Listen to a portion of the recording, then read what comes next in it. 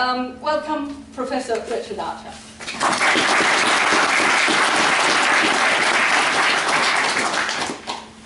Thank you very much for inviting me, and thank you very much for the nice meal in a warm restaurant for me and for my wife. It's a pretty good deal.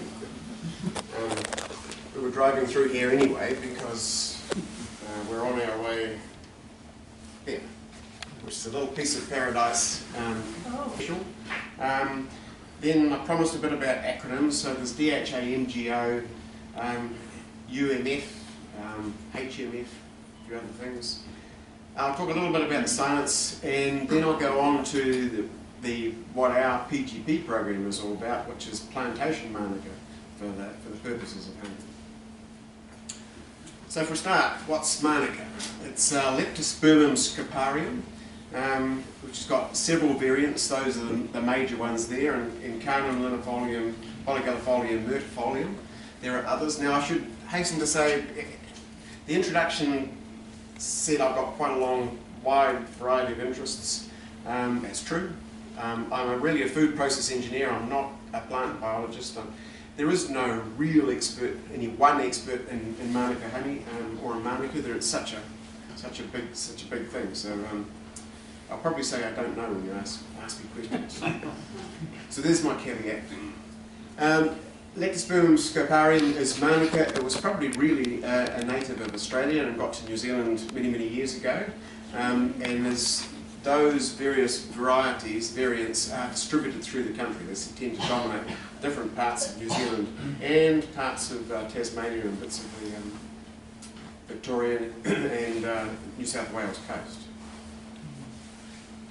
A lot of diversity. It evolves very rapidly. It seems to adapt to a lot of different niches. Most of that variability is genetic, but when you shift it from place to place, much of those things remain, but it expresses differently as well. So it can also adapt to the local environment. It's a pioneer species. Its main job is as a pioneer species. It's the first colonizer of disturbed land, particularly after fire.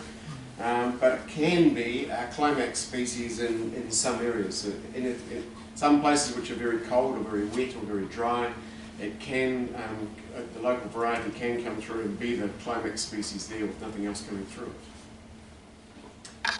It's robust. It's a tough plant. Its leaf, even when it's very dry, stays pretty rigid and well shaped. It's capable of forming parenchyma tissue in waterlogged ground, so it can survive. There are sort of Waikato swamp varieties that will survive very well in waterlogged ground. It readily associates with both ectomycorrhizal and endomycorrhizal fungi, and that gives it a great deal of spread to get out. The hyphal network gets out and grabs nutrient from all sorts of places, so it can grow in relatively poor nutrient conditions. It actually grows better in high nutrient conditions, but it certainly associates with both major classes of mycorrhizal fungi. It holds on to its seeds in a capsule. In fact, this is one of the things that distinguishes Manuka from Carnica, that Manuka usually, not always, holds its seeds in a capsule for some time, so it's ready for a later date. And it can be quite frost hardy in cold environments. But no one of those many different local varieties holds all of those superpowers. So that one might be good at frost, one might be good at dry, one might be good at wet. It's probable if it's highly adapted to one, it's exposed to the others. It's not so good on the others, it's vulnerable to the other extremes. Manuka's got a very small leaf, which means it doesn't like being shaded out. It's the first grower, it gets up there, but over time, as Manuka, some of the individual plants die out and let something else get through, and in this area of the country it tends to be mamaku that comes through. Mamaku's got a great big leaf, and it will gradually shade out the Manuka and take over it. Manuka subsides, mamaku comes through, and then it waits for something else to come through after that. Manuka is of interest to us. Mainly, it's now regarded as highly commercially useful. Go back 30 years ago and Whanganui farmers were rolling big rollers down the hills to get rid of it or setting fire to it. but now it's recognised as very commercially useful, particularly for the honey. The Manuka honey industry is just screaming away, it's boomed. But also for smoke, Manuka smoking, unique New Zealand smoke flavour. There's one major Manuka producer for smoke, which is Brosnahan in the Potoki area. They've got the chippers and pallet forming machines to turn Manuka sticks into the right pellets. And also oils, the Manuka oil. There was an oil industry a while ago, it faded away, it's coming back again. There's a strong group up on the east coast. Some of the various varieties around New Zealand have different complements of oil. They're all around the sort of 0.3 to 0.6% of dry matter oil content, but the makeup of that varies from point to point. East Cape area, very high in the triketones, which are the strongly antimicrobial components in Manuka oil. The area from Whanganui through up to sort of Whanganui, they're relatively high in methylcinnamate. So there are differences in the oils. And of course tea. Manuka is the old tea tree for New Zealand. So Manuka tea does exist, and that's got plenty of potential. Moving on to what's honey. Well, you all know what honey is. Honey's a solution in water primarily of sugars. It's only about under 20% moisture, so over 80% total solids by mass. There are other solutes present with the sugars. It's quite acid. The other solutes include, very importantly, hydrogen peroxide. There's hydrogen peroxide in all honey. There are antimicrobial peptides and can be other proteins in honey. Some of those probably most of those have come from the bee. There are polyphenolics in honey, and that varies between things. Very rich in carnica, quite rich in Manuka honeys, probably not very rich in clover honeys. So polyphenolics, and they've come through from the nectar usually. There's pollen. Pollen doesn't have to be there, but it's a contaminant that sort of naturally gets in there from the bee foraging. And pollen's used very much, and has been classically used very much, to type the honey. It's the type of honey, types of pollen that are present indicate the sources of nectar that's in there through the science of melissopalanology, old science. There are minerals present at relatively low levels, but those minerals carry isotope ratios, and that can tell you where in the country or where in the world that honey might have come from. There are polysaccharides and oligosaccharides present in honey at low levels. More oligosaccharide and polysaccharide in Manuka honey than in most other honeys. Honey primarily comes from the nectar of plants, as everybody knows, but some honey comes from honeydews. Sorry to interrupt, but could you go back a slide and just explain what some of those compounds are? Polyphenolics and... Polyphenolics, cool. Little tannins. Some of the nice things of wine. They're things that are good in olive oil. They're ring compounds, small number of rings. A basic phenol is a benzene ring with an OH on it. Glue a bunch of those together and it's called polyphenolics. It's a big class, but there are flavins and flavonoids, and who's a proper chemist around here? Flavonoids and things like that within it. Generally regarded as good for health. Some of the good stuff. Propolis is damn packed with polyphenolics. Oligosaccharides? Oligosaccharides. A saccharide is a simple sugar, so they come as monosaccharides. Put two of them together, you get a disaccharide. Three of them together, trisaccharide. More than three, it's an oligosaccharide. More than heaps, it's a polysaccharide. So starch is a polysaccharide, glucose and fructose are monosaccharides, sucrose and lactose are disaccharides. Maltotriose is a trisaccharide. Oligosaccharides have names too big to pronounce.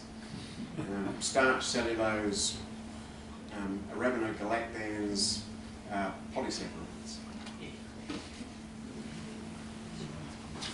Thank you. Pectin is a very important So, yeah, do interrupt with questions. So honey comes mainly from nectar, but also from honeydew. In New Zealand, the honeydew from beech makes an important honeydew honey. Quite nice flavoured honey. There's one other honeydew which is of great relevance to honey, and that is in this area of the country particularly, and that's tutu, or tutu. The tutu vine does have a scale insect which can bore into the vine and can suck on the sap, and it has it excretes, it's excreted, everybody excretes, it's excreted. Scale insects excrete very sweet excreta because they've been sucking out the sugars out of the sap.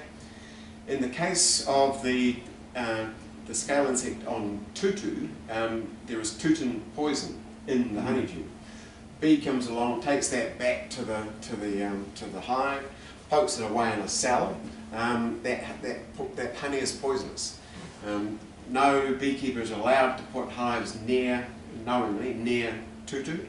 There is a tutin limit that MPI places on, well, I think Martin Fazan's places on honey. Interesting little story. About 5 years ago, MPI wasn't sure that they had the limit right, so they went out with a request for proposals to universities. It came to Massey. We had to look at it, decided no, it wasn't for us. Went to Otago, they're not good toxicologists, they took it on. They wanted to set what the safe level really was to have. You can't do zero, because zero never exists in these things. What the safe level was for tutin and honey. And they did good pharmacological work where you take people, volunteers, we call them students, and you give them a bit of something or other laced with a known amount of tutin, and then you collect every bodily fluid, including blood, and you track what happens to that poison that goes into it. That's how you do toxicology and pharmacology. Very, very interesting outcome. What came out, and they totaled it all up, was about 5 times what went in. Different, yeah, unusual. It turns out, and they've got a pretty good theory, and I think it's right, that the scale insect is conjugating the tutin poison. It's putting something onto it to make it not toxic to the scale insect. Then the bee comes along, takes that away, puts it in the honey, the person eats it, and then their enzymes deconjugate it and make it poisonous again. So the limit on tutin is now a lot lower than it was before that piece of very good science. It was 2 milligrams per kilogram, and now it is 0.07 per kilogram. Very good. That's a nice story, isn't it?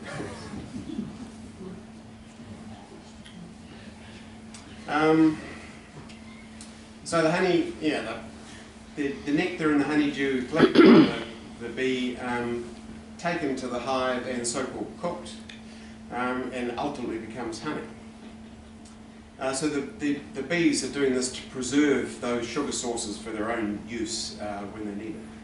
So what does cooking involve? I'll just do that now.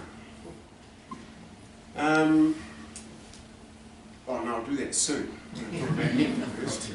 Why does nectar exist? Well, the plant produces nectar to attract bees. It gives it away. The plant invests quite a lot of its own energy in making a flower. It invests a relatively small amount in making nectar. It's a giveaway, so that bees come, collect the nectar, and so doing they pick up a bit of pollen and they carry it to the next flower. So it's pollination as they forage. The sugars that are in the nectar are usually mainly glucose and fructose, so they're monosaccharides, plus a bit of sucrose. In the case of Manuka, there's very, very little sucrose. It's mostly glucose and fructose, roughly equal amounts. So these different plants have different ratios. There's also a mixture of volatiles in there that gives the nectar an odour, a smell, which helps the bees recognise what's what. So the bee carries that nectar in a crop or a honey sac within itself, sucks it up, holds it in there. I don't know all of this biology. at some point in here it adds some enzymes and some peptides to it. And I think at some point it moves the nectar from that main crop down into this next part of the stomach and then brings it back again. And when it does that, it holds on to any big foreign matter. And so it gets rid of the lumps so that it's cleaner nectar by the time it gets back to the hive. Now that's important because rewa pollen, for instance, is quite large and is grabbed hold of by that system to a greater extent than, for instance, Manuka nectar, which is quite small. So that it doesn't, the nectar ratios, the pollen ratios don't exactly match the nectar sources that it comes from, which is a weakness of monocyte palynology. So as these enzymes and peptides filters out foreign matter, carries the nectar to the hive, and then regurgitates it into a cell, builds up stuff in that cell. Where did I say? Must be explaining the rest of cooking later on. Those enzymes, of the enzymes it puts in there, the most important one is glucose oxidase, and that catalyzes the reaction with the oxidation of glucose with oxygen through to gluconic acid, and that's the reaction that also produces hydrogen peroxide, which is a strong preservative in its own right. But it's doing several things here. One is it's consuming oxygen, which makes it difficult for aerobic bacteria or yeasts then to live in honey later on, so it's already making it slightly antimicrobial. Produces hydrogen peroxide, which is also antimicrobial. It produces gluconic acid, which drops the pH, makes it acid, which is also antimicrobial. And the gluconic acid is capable of chelating to some extent metal ions, so that the availability of metal ions for bacteria to grow reduces, so which is also has a preservative effect. So that one reaction has many effects. So here's the cooking. So one part is that glucose oxidation reaction, which is going on the whole time. They're also keeping the hive warm and air circulated through it, and they can control the air circulation through the hive, and that has the effect of drying out the nectar. So bit by bit it's dried out until it's of the honey composition. And when it's all finished, they'll cap the cell with wax, and it's sealed up, preserved, and ready to stay for a long time for when the hive requires it. Next section, why is Manuka honey special, different from any other honey? And it comes from Manuka nectar containing dihydroxyacetone. You see it's a simple 3-carbon compound. It's an acetone. There's a carbonyl group in it's a ketone, sorry. It's a carbonyl group in the middle there. So depending on which chemical structure format you like, I've copied a whole lot from the internet. Oh, good. And importantly, that DHA, the dihydroxyacetone, slowly in the honey, because the honey is so low in moisture and so low in pH, you can get a reaction going on where the dihydroxyacetone dehydrates slowly through to methyl glyoxal, which is, there's a reaction, so DHA becoming methyl glyoxal and 1 water coming off it. So this has got a molecular weight of 90, this has got a molecular weight of 72, water of course is 18. And that happens slowly, so that's what methyl glyoxal looks like. And methyl glyoxal is the compound which is most responsible for the extra antimicrobial properties that Manuka honey has over other honeys. It's the big thing. And then here's it's pretty hard to read, isn't it? But here's a plot of NPA is non-peroxide activity. I'll explain that a little bit more later on, but it's a measure of the antimicrobial properties. there's a plot of non-peroxide activity against methyl-glyoxyl content. It's not linear, but it's a very close correlation, and it explains most of that effect. And this comes from a company called Analytica, which is on the Ruakura campus in Hamilton, which is a company which is set up and got quite a suite of good analytical methods applied particularly to Manuka honey. I'll come back to MPA, but first UMF, because that's the term you've probably heard the most of. UMF stands for unique Manuka factor. It's now a trademarked term, which is why the term NPA exists. It's not a trademarked term. So non-peroxide activity, NPA is the generic term. UMF is a trademark specific term, but it's effectively the same thing. It's based originally on a radial diffusion assay, which is the classic assay which was used in the old days, probably still is, for antibiotic effect. So you've got, classically you have a petri dish with a lawn of bacteria ready to grow on it. You've got wells, little wells punched in the agar, and you've got some stuff in there. Or for antibiotics you have little bits of filter paper which has got stuff absorbed into it. That stuff will radiate out through the agar, becoming progressively more dilute as it radiates out from its source, and there'll be a point where there is a zone of inhibition. There's a point where it stops inhibiting the lawn of bacteria that's growing. In the case of UMF, the organism used is Staphylococcus aureus, golden staph, and as was standard in the old days, you standardise against phenol. So it's an equivalent amount of phenol in water solution. So UMF5 is equivalent to 5% phenol. It's got the same antimicrobial factor effect against Staphylococcus aureus. And it's done on samples they've taken the hydrogen peroxide away. So it's done net of the hydrogen peroxide effect. So NPA is non-peroxide activity. It's the effect over and above the hydrogen peroxide that's present.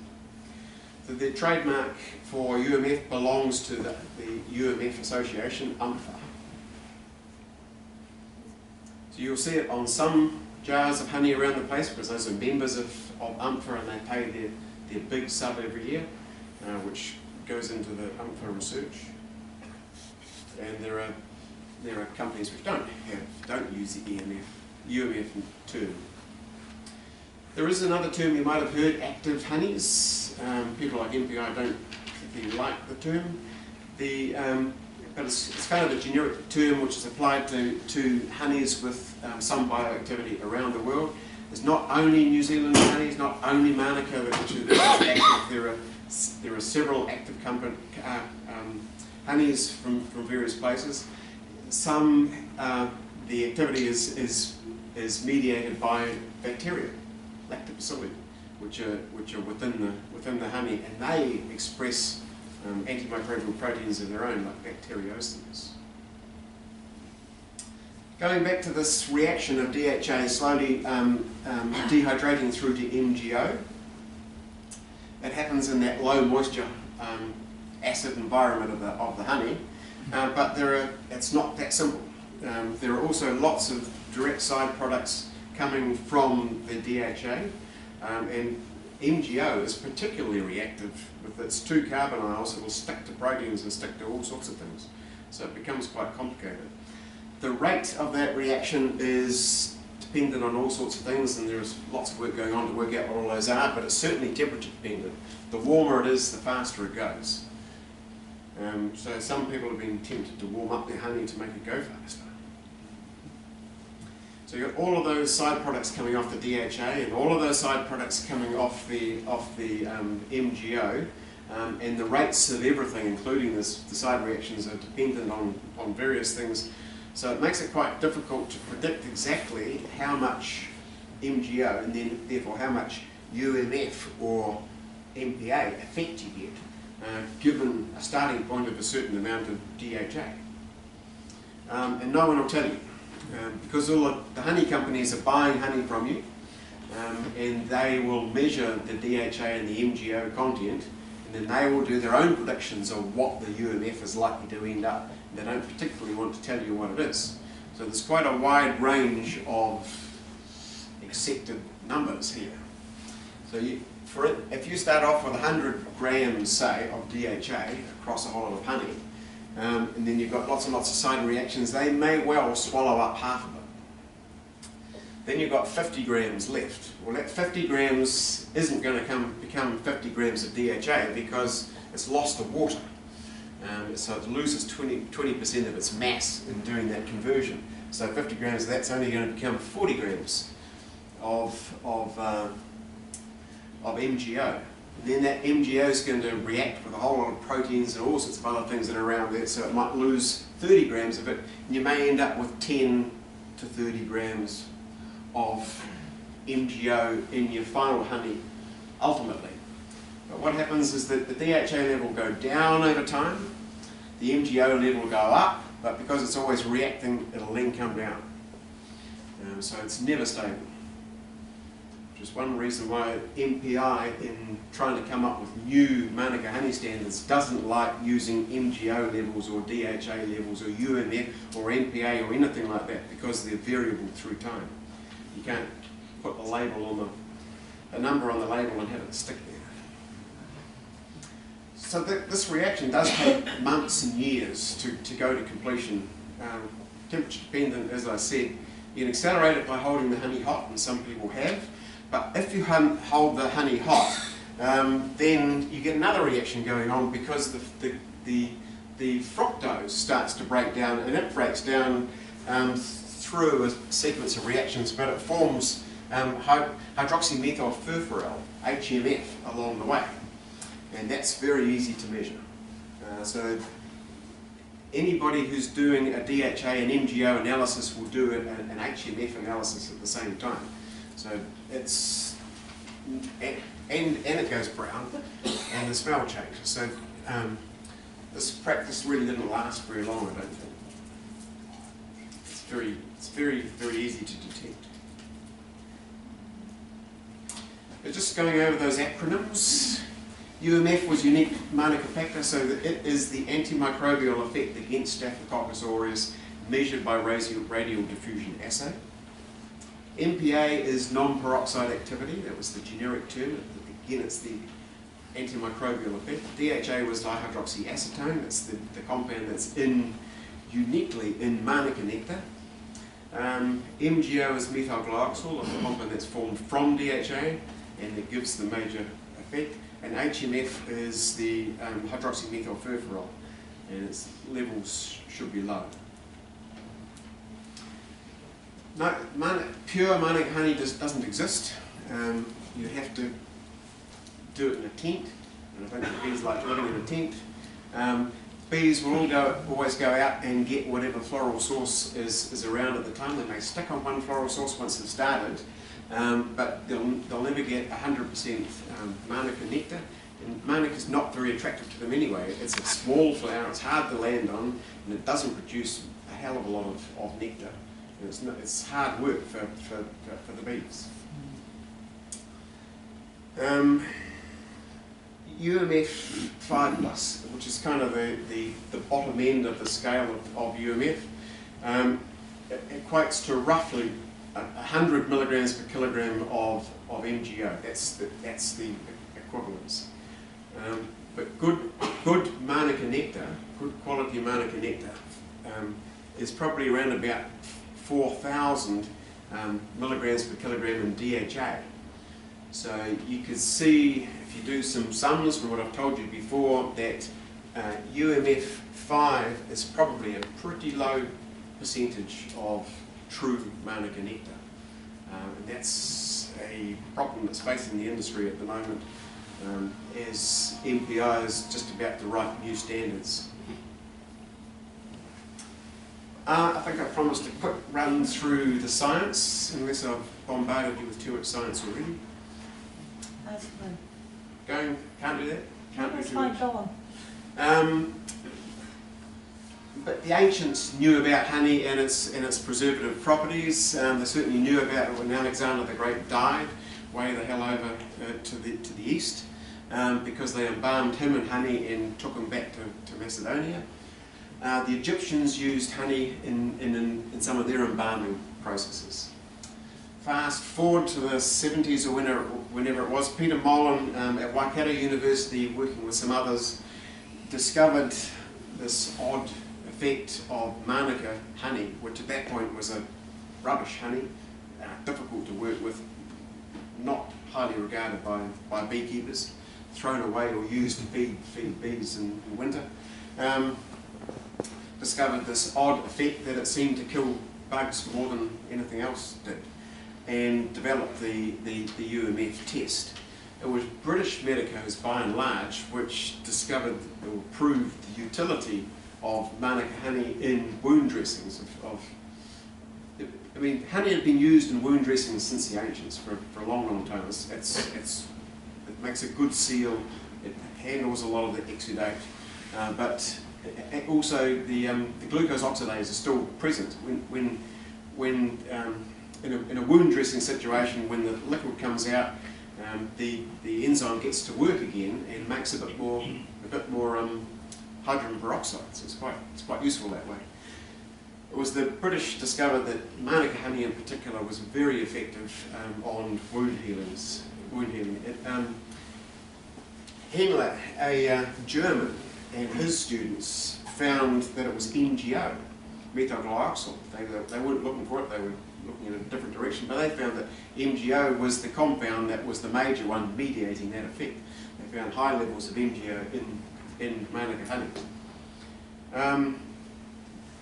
Group Mollin and Adams' student at Waikato showed where the MGO came from. They showed that it came from DHA, and the DHA was in the nectar. There have been lots of other people in have worked on details of how Manuka honey works in wound treatment. It's quite well known now.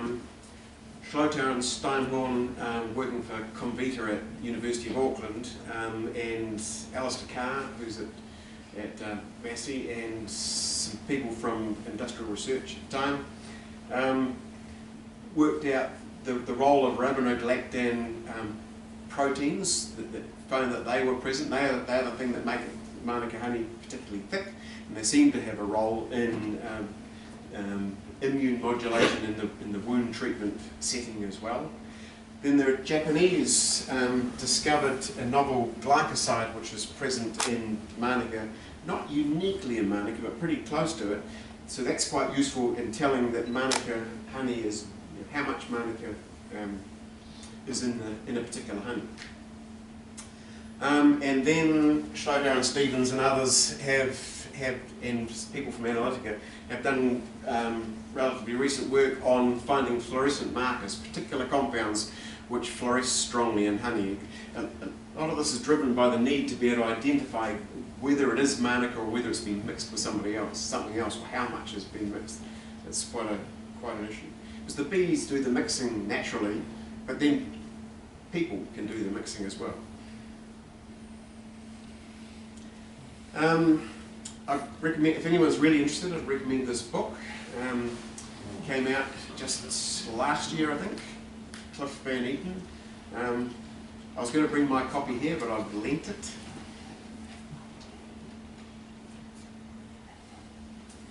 Science going on at the moment. You've still got the group. Peter Mollin died a few years ago, but there's still an active group at Waikato University under Earl and Manly Harris and their team. They're still working on.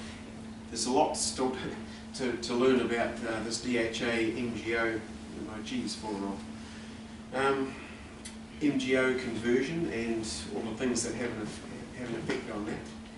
Plant and food research have had several things going on. They've had a bee and apiculture activity going on at Hamilton for a long time. They've relatively recently got back into Manuka breeding work. That really hasn't come to the surface yet. And they've had for maybe 10 years an activity looking at the oils and other phytochemicals which are present in Manuka and their distribution around the country and their utility. You've got the Convita group at the University of Auckland, and they've been doing quite a lot of work on wound healing for quite some time, and on the indicators of Manuka purity, as I was talking about before. You've got several other honey companies. Some of them are big enough to invest in quite a bit of good research. Manuka Health, based in Tawamutu, recently sold to private Pacific Equity Partnership based in Australia for 100 million New Zealand dollars. Not bad for a honey company. They've gone way up towards the pharmaceutical end. They encapsulate honey in cyclodextrin, so it's in a powdered form, freeze dry that in a powdered form, and they've done quite a lot of work in extraction to bump up the MGO content and its effectiveness. Landcare Research has done quite a bit of work in wild Manuka stocks and their distribution around the country and their flowering patterns. Scion, which is the old Forest Research Institute based in Rotorua, are involved with the East Coast groups and Manuka use there. And we at Massey have been doing the PGP work on plantations, which I'll have a quick go into now. Can you explain that one photo? This one here. No, the other one. Yeah, there's only one explanation about that. They're vets. That's what vet students like. You can come to Massey and have a look. The birds and the bees.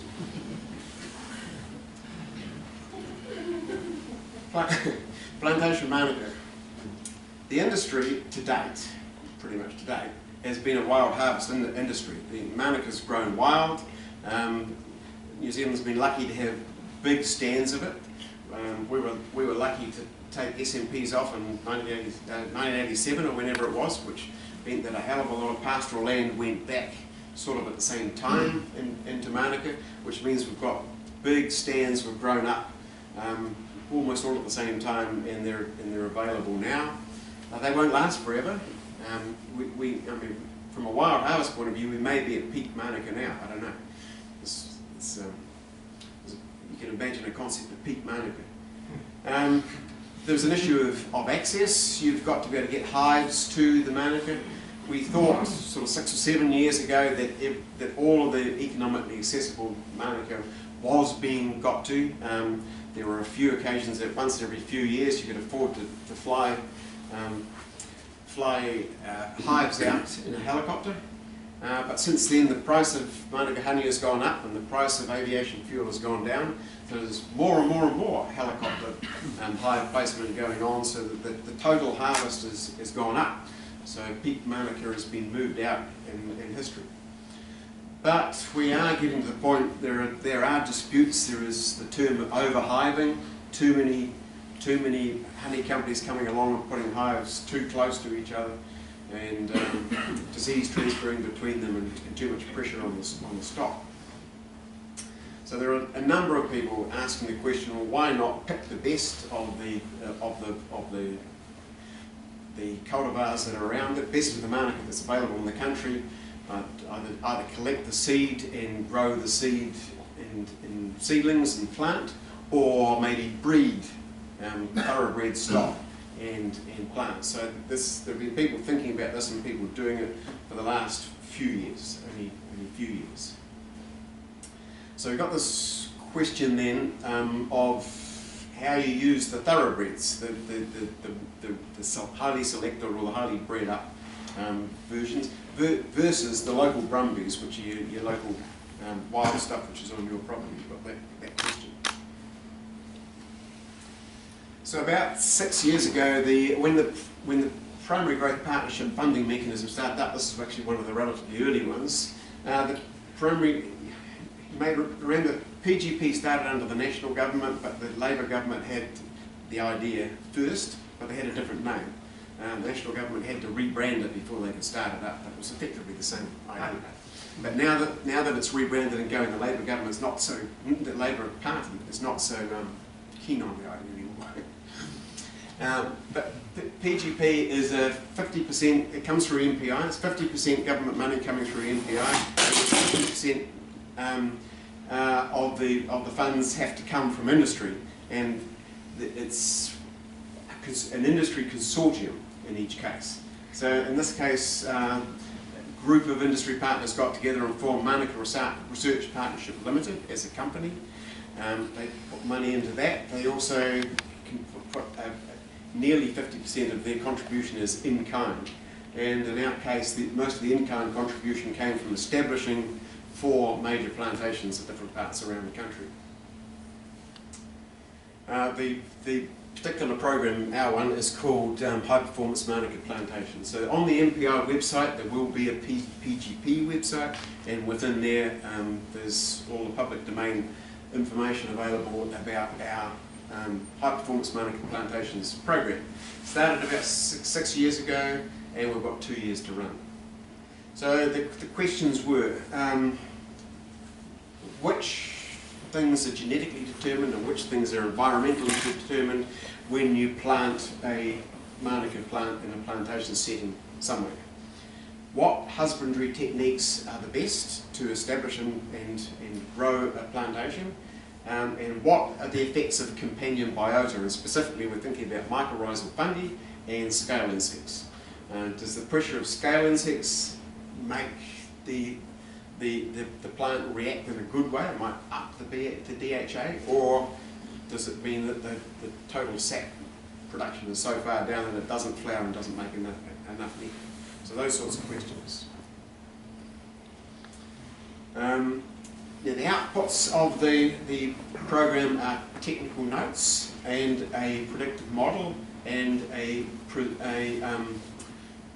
proving service. Now we have to make that available to New Zealand, but it also has to be in the ownership of the companies that form Manuka Research Partnership Limited. So the way it's been done is MRPL has set up a commercialisation company, Manuka Farming New Zealand Limited, and what we find goes out through them. So the technical notes go to them to use for their consultants to be able to make them available to anybody who wants to plant. The predictive model goes to them so that they can have a look at a particular piece of land and work out the best way of planting it for the best effect over time.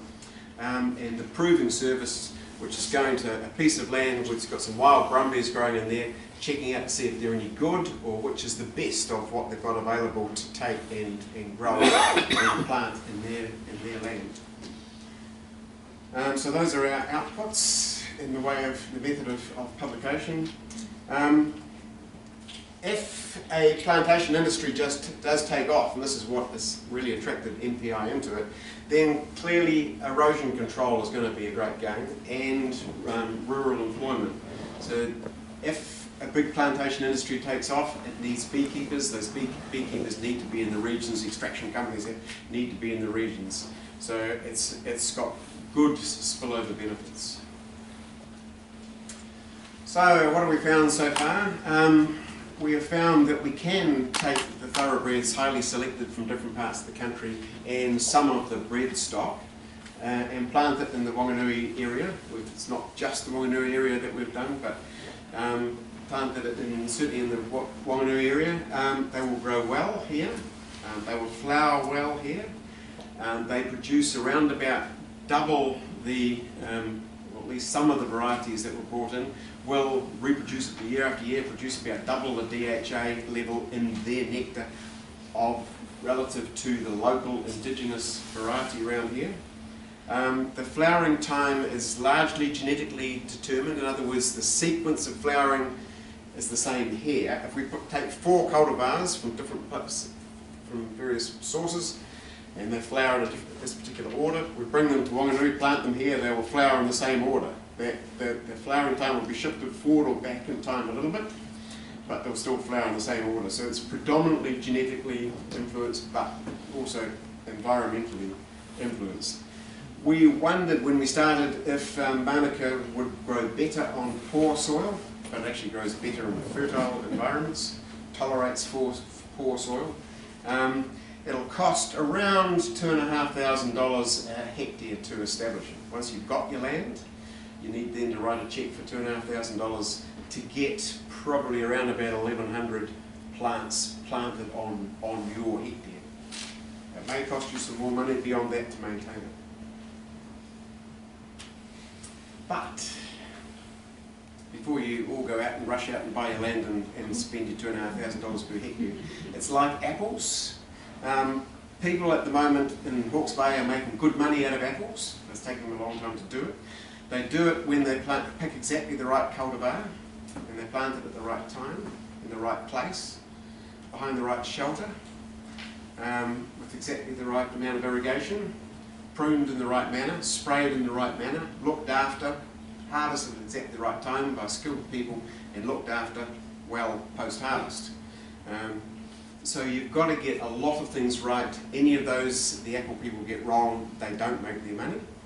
And Manuka has got the same sorts of things. It's probably not quite as fastidious as apples, but there are more ways of losing your money than there are of making your money, if that makes sense.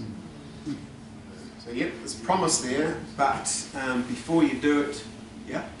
Just has anyone tried adding fertiliser to tomato plantations, wild ones, to see if it increases the production of nectar or NGO? We've done it in the glass house, and it makes grow better, but it didn't change the DHA level a great deal.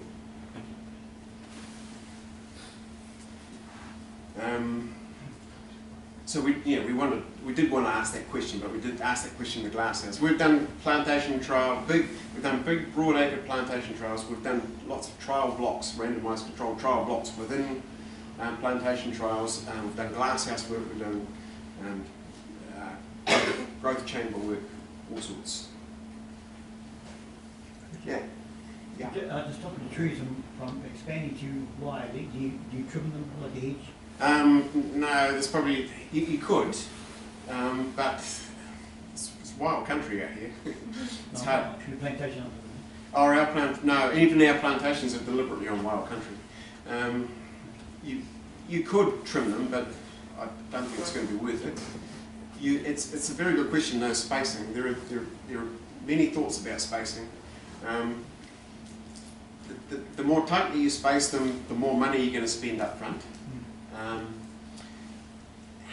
Also, when they grow together, you probably start to lose flowering, because if they touch each other, the Manuka bush will flower on its edges.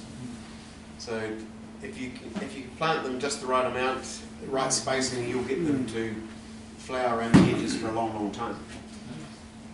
So that's quite a delicate balance to get the spacing exactly right, and that's probably going to vary for the setting, and it's also going to vary depending on the chances of losing some to.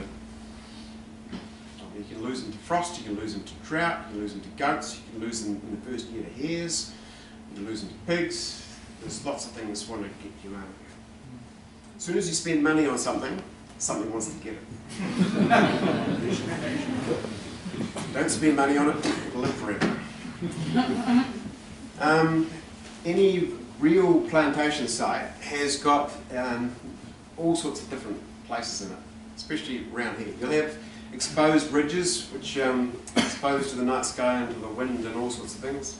And also there are highways for goats, those ridges around here. They're wet gully bottoms, they're wet the whole time. You've got some parts which are up high, so they're cooler, and some parts which are down low, so they're warmer. You've got some parts which are flat and broad and exposed to frost, and some parts where you've got sink going past them and you don't get so much frost. You've got some north-facing slopes, you've got some south-facing slopes. Some areas are very gorsy, some areas are goat highways, some areas are frosty. So you've got all of these. And I was saying before that no one variety of cultivar is a superman for everything. They don't carry all of the superpowers. So you've got to be very selective about exactly which one you put in which place.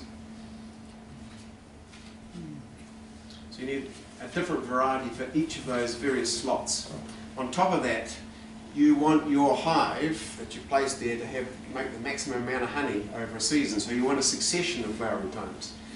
The local varieties out here tend to flower in a fairly tight period. Manuka you'll see flowering all the time, but most of it, the bulk of it will flower in a pretty tight zone, like 3 weeks. That's not a very long time to make your money out of the hive. So ideally, if you're doing a plantation, you want a succession of flowering time. So you're going to have maybe 3 months, not 3 weeks of productive time out of your hive.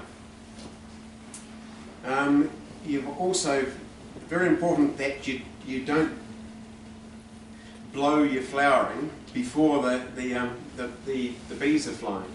And this was a particular problem around here last year. If it's too cool or too windy or too rainy, the bees can't do their work. So there's no point in planting a variety that's going to flower in your locality when the bees aren't ready to harvest it. So it takes quite a lot of stuff to get all of these things right. You need very good advice before you do it. You also don't want to be flowering at exactly the same time as your other major local floral source within the range of your apiary, flying range of your apiary is flowering. So you don't want your major variety to be flowering when the rewa is flowering if you've got rewa nearby. Same with if you're planting into pasture, you don't want to be flowering while the clover is flowering because they're more attractive. So, summary over all of that. Manuka, fascinating plant, very, very diverse and divergent and diverging all of the time. It's a pioneer species, grows first, later on will be grown out by other things in most landscapes. It can be very robust, but doesn't have no one variety that holds all of the superpowers. Manuka nectar uniquely carries this high level of DHA, which converts through to MGO within the honey, and that gives the UMF/MPA effect, antimicrobial effect, measured against Staphylococcus aureus. It won't kill all bugs, but Staph aureus is very important to wound healing in its own right. Manuka honey is antimicrobial, but here's an interesting thing. Its efficacy is really only proven in those topical applications, and is only strongly proven in those topical applications. Topical meaning spreading on the skin. So it's very good in wound dressings and that sort of thing. There's no guarantee, I don't know of a lot of good research which has shown that it does a hell of a lot of good when you eat it. Of course, most of us eat it rather than spread it on our skin.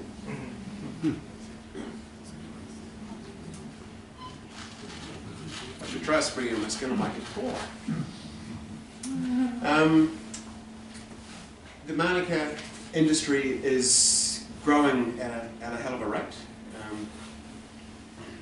Standards are about to tighten up, though.